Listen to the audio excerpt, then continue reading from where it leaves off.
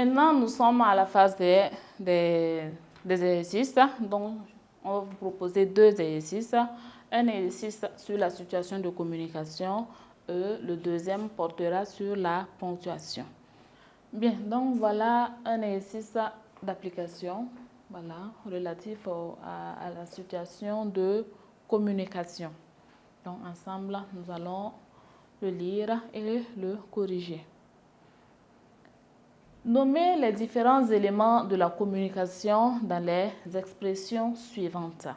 Donc, dans les phrases suivantes, vous devez nous dire quel est l'élément de la situation qu'on retrouve dans la phrase en question. La première phrase, le balafon lors d'une fête annonce l'arrivée des danseurs. 2. La vie est belle, disait un artiste. Au son de la cloche, les élèves se dirigent vers les classes. Le professeur s'adresse à ses élèves en français. Correction. Le balafon lors d'une fête annonce l'arrivée des danseurs. Donc ici, c'est le message qui est passé, qui est délivré à travers le balafon. Donc nous aurons le canal. 2. La vie est belle, disait un artiste. Donc, c'est le message que l'artiste donne ici. Donc, nous aurons 2, le message. En 3, nous avons au son de la cloche, les élèves se dirigent vers les classes. Au son de la cloche, les élèves comprennent bien le son de la cloche et le message est délivré à travers le son de la cloche. Donc, nous avons ici aussi le canal. 4. Le professeur s'adresse à ses élèves en français. Donc, le français, c'est la langue que le professeur et ses élèves comprennent. Donc, ils échangent dans cette langue-là. Donc, nous aurons ici le code. À travers cet exercice, donc vous devez obligatoirement maîtriser les éléments de la communication. Savoir les utiliser aussi quand il faut. Donc, en gros, nous avons le canal, le message, le canal, le code ici dans cet exercice, mais vous devez maîtriser tous les contours de cette leçon-là.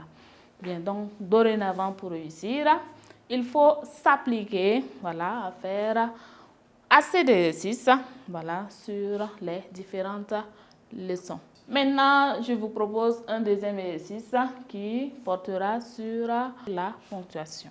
Bien, consigne, ce texte a été écrit sans tenir compte de la ponctuation. Rédigez-le en plaçant correctement les différents signes de ponctuation qu'il faut. Donc, rédigez Z. Rédigez-le en plaçant correctement les différents signes de ponctuation qu'il faut.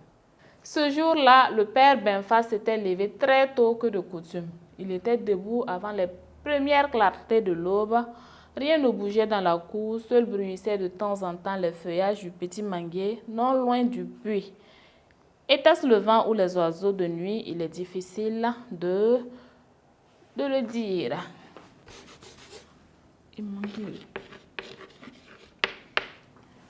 Bien, donc pour réussir aussi à placer les signes de ponctuation dans un texte, il faut tenir compte de la diction. Donc des différentes pauses que l'on fait au niveau de la fin d'une phrase ou bien tenir compte de l'intonation. Donc la correction maintenant, ce jour-là, ce majuscule, virgule, ce jour-là, virgule. Le père Benfa s'était levé très tôt que de coutume. Donc, on va mettre le point. On a la pause.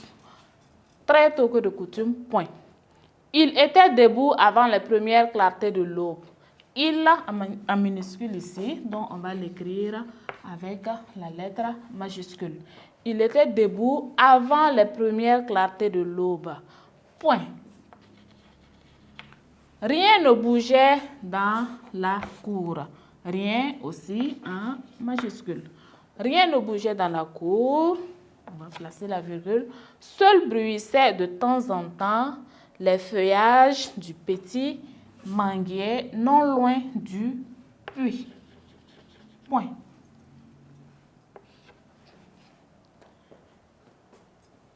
Était-ce le vent? Était-ce? Nous allons l'écrire avec la majuscule. Était-ce le vent? Donc, la phrase pose une question, point d'interrogation à la fin. Ou les oiseaux de nuit? Point d'interrogation. Il est difficile de le dire. Point final. Ce jour-là, le père Benfa s'était levé très tôt que de coutume. Il était debout avant les premières clartés de l'aube. Rien ne bougeait dans la cour. Seul bruissaient de temps en temps les feuillages du petit manguier non loin du puits. Était-ce le vent ou les oiseaux de nuit? Il est difficile de le dire. Bien, donc pour maîtriser, pour pouvoir placer les points, la ponctuation dans un texte, il faut au préalable maîtriser les signes de ponctuation. Donc, révisez les signes de ponctuation si vous n'avez pas pu placer correctement les signes de ponctuation et réessayez encore à plusieurs reprises pour pouvoir vous améliorer. Bien, donc, après cette correction, voilà, c'est la fin de cette séance qui portait sur la situation de communication et la ponctuation. J'espère que vous avez appris quelque chose à travers cette leçon. Merci.